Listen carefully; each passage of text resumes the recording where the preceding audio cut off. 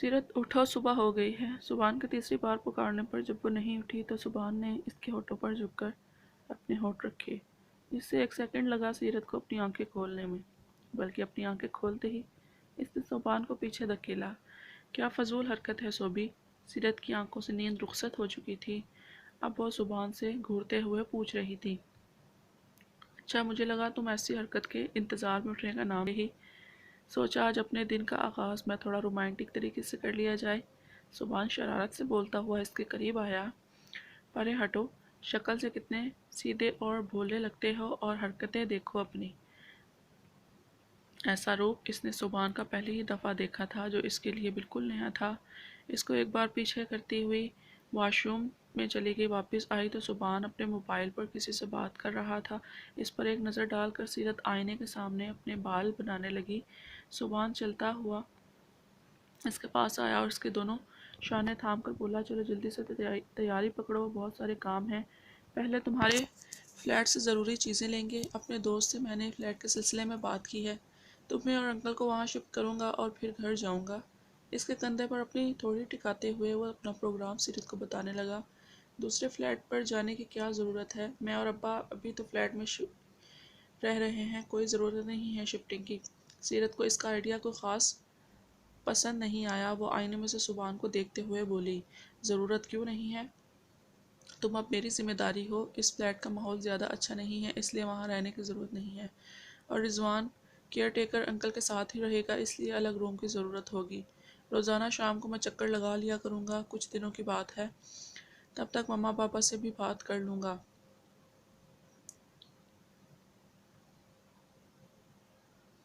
सुभान सीरत का रुख अपनी तरफ करते हुए बोला। जब वो चुप होकर सुभान को देखने लगी, इतनी फुर्सत से अभी नहीं, फिर कभी देख लेना जब मैं फ्री भी हूँ, बल्कि हम दोनों ही एक दूसरे को देख लेंगे।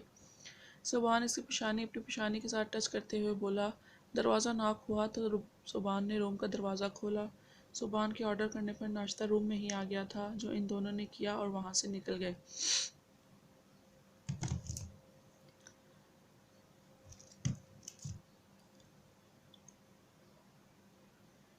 वो दोनों सीरत के फ्लैट पहुँचे। वहाँ पर इस्तेमाल करने की कोई ज़रूरी चीज़ नहीं थी।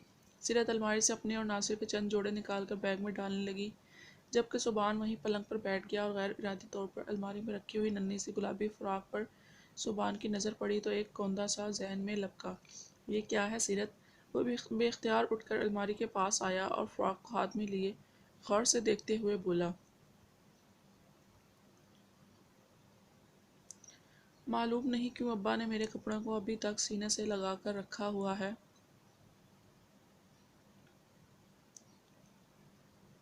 इन्हीं कपड़ों और इस गद्दे में मुझ गुनाह की कोट को कोई कचरे के ढेर में फेंक गया था।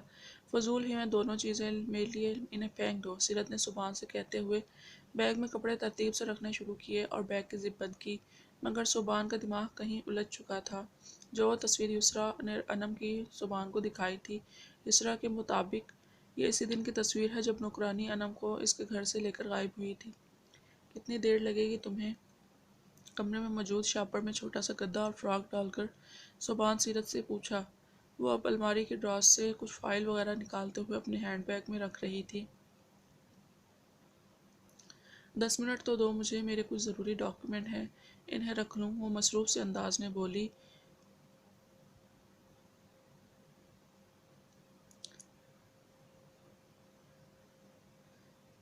ठीक है, मैं बाहर वेट कर रहा हूँ तुम्हारा। सुभान के बोलने पर सीरत ने सर हिलाया। वो शॉपर का बैग लिए बाहर निकल गया। कार पहुंचकर वो दोबारा सोच में पड़ गया। मालूम नहीं इसमें कितनी सच्चाई है। अगर वाकई सीरत मम्मा पापा की बेटी है, अनम है, तो कितना हैरतनाक इंकशाफ होगा। वो दिल में सोचता हुआ सीरत का वेट करने लगा।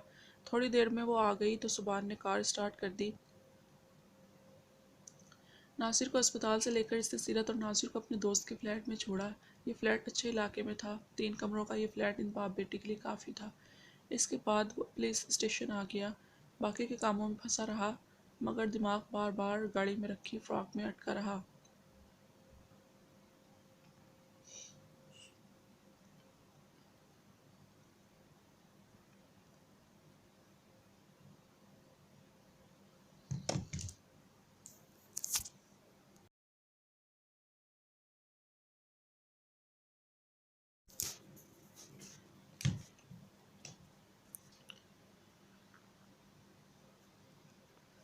رات کے کھانے کے ٹیبل پر وہ چاروں موجود تھے۔ لگتا ہے میری بیٹی کو کوکنگ کا شوق چڑھا ہے، بہروز نے قیمہ پلیٹ میں نکالتے ہوئے کہا تو رنم مسکرا دی۔ رنم پیپر کب ہو رہے ہیں ختم تمہارے؟ صبان نے کھانا نکالتے ہوئے اس سے پوچھا۔ جی بھیا، اسی فرائیڈے کو لاسٹ پیپر ہے، رنم نے اپنی پلیٹ میں چاول نکالتے ہوئے صبان کو جواب دیا۔ دیکھ لے بابا، اب پیپرز ختم ہو جائیں گے اور رنم اب کھانا بنانا بھی سیکھ گئی ہے۔ مجھے لگ رہا ہے اب کچھ سوچنا پڑے گا ہمیں اس کے لیے۔ صبان نے شرارت سے رنم کو دیکھ کر بہروز کو مخاطب کیا۔ بہروز مسکرانے لگا۔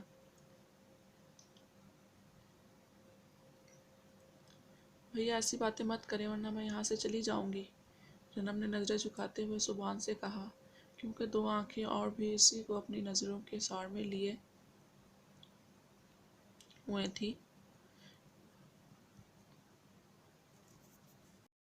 چپ کر کے بیٹھ کر کھانا کھاؤ اور اگلی دفعہ نمک پر ہلکا ہاتھ رکھنا۔ بابا آپ زیادہ مت کھائیے گا، بی پی ہائی ہو جائے گا۔ صبان نے بہروز کو منع کیا کیونکہ نمک اچھا خاصا تیز ہو گیا تھا، مگر رنم فیل نہ کرے صبان نے اس کے ہاتھ کا بنا ہوا قیمہ تھوڑا سا نکالا، جبکہ کاشان نے کسی دوسری چیز کو ہاتھ نہیں لگایا تھا، صرف رنم کے ہاتھ کا بنا ہوا قیمہ کھایا تھا۔ کھانے کے بعد کاشان بہروز سے اپنی جاب کے متعلق باتیں کر رہا تھا۔ صبان بھی صوفے پر بیٹھا ہوا تھا جب رنم ان تینوں کے لیے چائے بنا کر لائی اور سرو کی۔ بابا میرے پیپرز ختم ہو جائیں گے تو پھر میں آنے کے گھر جاؤں گی ایک ہفتے کے لیے، رنم نے بہروز کو مخاطب کیا۔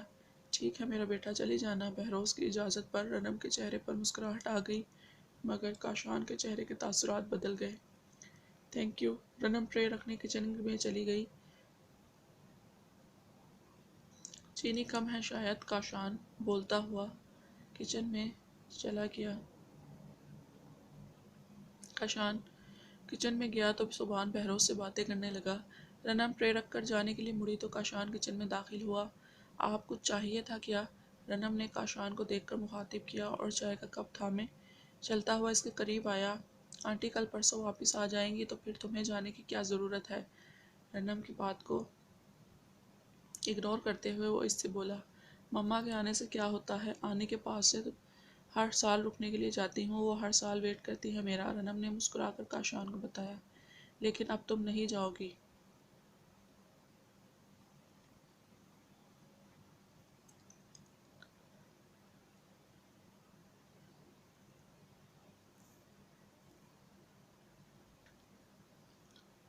کاشان کے سنجیدگی سے کہنے پر رنم کی مسکراہٹ بھی تھم گئی۔ مگر کاشان، ایک ہی تو میری خالہ ہیں اور میں تو ہر سال ہی ابھی رنم کی بات مکمل نہیں ہوئی تھی کہ کاشان کے ہاتھ سے چائے کا کپ چھوٹا۔ آہ، گرم گرم چائے کے گرنے سے رنم بری طرح چیخی۔ اس نے پتلے سے اسٹیپ والی سلیپر پہنی ہوئی تھی، اس لیے اس کے پاؤں زیادہ متاثر ہوئے تھے۔ کیا ہوا؟ صبان اور بہروز رنم کی آواز سن کر کچن میں آ گئے۔ غلطی سے میرے ہاتھ سے کپ چھوٹ گیا اور رنم کے پاؤں پر چائے گر گئی، کاشان ان دونوں کو دیکھ کر جواب دیا، جبکہ جلن کی وجہ سے رنم نے رونا شروع کر دیا تھا۔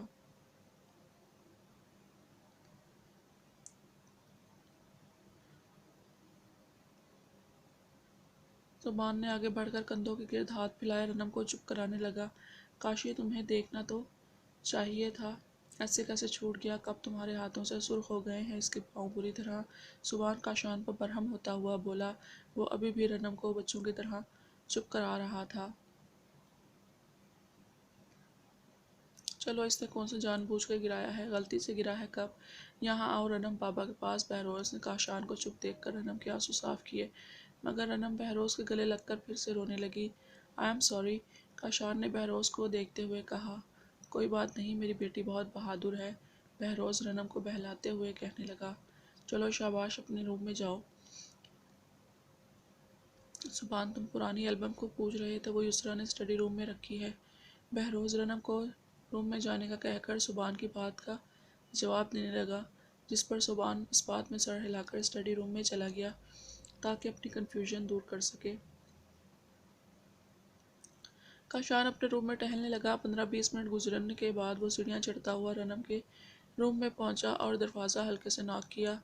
رنم کی آواز پر دروازہ کھول کر بیڈ روم میں داخل ہوا اور دروازہ بند کیا، جو کہ اپنے بیڈ پر سونے کی غرض سے لیٹی تھی۔ کاشان کو دیکھ کر اٹھ بیٹھی۔ کاشان چلتا ہوا بیڈ پر اس کے پاس آیا اور بیٹھ گیا۔ اس کے بیٹھنے پر رنم نے اپنے پاؤں مزید سمیٹے، مگر کاشان نے اس کا پاؤں پکڑ کر اپنی گود میں رکھا اور پاکٹ سے آئنمنٹ نکال کر اس کے پاؤں پر لگانے لگا۔ یہی عمل اس نے دوسرے پاؤں پر بھی دہرایا۔ رنم اس کو دیکھنے لگی، مگر معلوم نہیں کیوں مگر اسے لگا جیسے کاشان نے کب غلطی سے نہیں بلکہ جان بوجھ کر تم دیکھنے میں ہی نہیں واقعی نازک سے ڈول ہو۔ چائے اتنی بھی گرم نہیں تھی جو جلن برداشت نہ ہو، مگر پھر بھی سوری، کاشان رنم کو دیکھ کر کہنے لگا۔ اتنی گرم نہیں تھی، کیا مطلب آپ نے جان بوجھ کر میرے پاؤں پہ گرائی ہے؟ رنم نے حیرت سے اسے دیکھ کر پوچھا۔ یعنی وہ سوچ رہی تھی، وہ بالکل ٹھیک سوچ رہی تھی، تمہیں ایسا لگتا ہے میں جان بوجھ کر تم پر چائے گراؤں گا؟ کاشان مزید اس کے قریب سرک کر پوچھنے لگا۔ نہیں، میرا وہ کہنے کا مطلب نہیں تھا۔ کاشان کو سنجیدگی سے اپنے اوپر نظر جمائے اور قریب بیٹھے دیکھ کر وہ بدک کر بیک گراؤنڈ سے ٹیک لگاتی ہوئی جلدی سے بولی۔ مجھے نہیں معلوم تھا کوئی لڑکی خوبصورت ہونے کے ساتھ اتنی معصوم بھی ہو سکتی ہے۔ میں نے اپنے لیے ایسی ہی لڑکی کی چاہ کی تھی۔ کسی بھی چیز کی عادت ہو جانا کوئی اچھی علامت نہیں ہے، اور میں تمہارا ایڈکٹ ہوتا جا رہا ہوں۔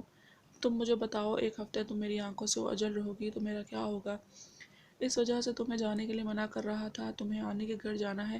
چلو ایسا کرتے ہیں، تمہارے لاسٹ پیپر میں ابھی کافی دن کا گیپ ہے، ہم کل دونوں آنٹی کو لینے چلتے ہیں۔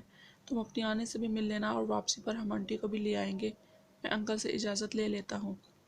رنم کی سبز آنکھوں میں اداسی دیکھ کر نہ چاہتے ہوئے بھی کاشان نے رنم کو اس کے آنے سے ملانے کا سوچا، مگر وہ خود اس کے ساتھ جائے گا یہ زیادہ اچھا ہوگا۔ اس کا پروگرام سن کر رنم خوش ہو گئی اور اس کو خوش دیکھ کر کاشان کے چہرے پر مسکراہٹ آ گئی۔ سو جاؤ، اب میں انکل سے بات کر لیتا ہوں، کاشان نے اسے شانوں سے تھام کر بیڈ پر لٹاتے ہوئے کہا اور خود اس کے بیڈ روم کا دروازہ بند کر کے نکلا۔ سامنے سے سیڑھیاں چڑھ کر آتے سبحان نے کاشان کو رنم کے روم سے نکلتے دیکھا تو وہ ایک دم چونکا۔